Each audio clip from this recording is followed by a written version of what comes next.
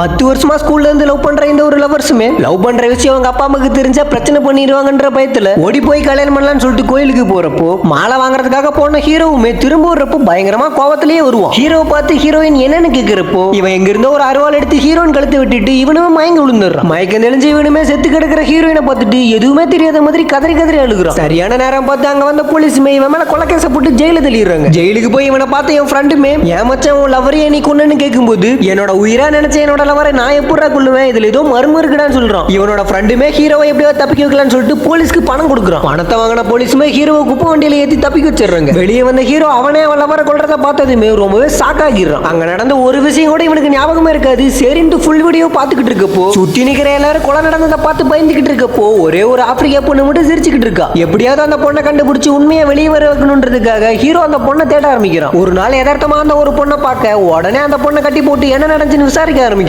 வேற வழியே இல்லாத அந்த பொண்ணு நடந்தது எல்லாத்தையும் ஒண்ணு சொல்ல ஆரம்பிக்கிறான். இவதான் நோக்கு வர்மத்தை பயன்படுத்தி ஹீரோவை கண்ட்ரோல் பண்ணி ஹீரோயினை கொலை பண்ணிருப்பா. இவளை வச்சு வில்லனை கண்டுபிடிச்ச ஹீரோவுமே எதனால இதெல்லாம் பண்ணன்னு கேட்கும்போது வில்லனுமே அவனுக்கு நடந்த பிளாஷ்பேக்கை சொல்ல ஆரம்பிக்கிறான்.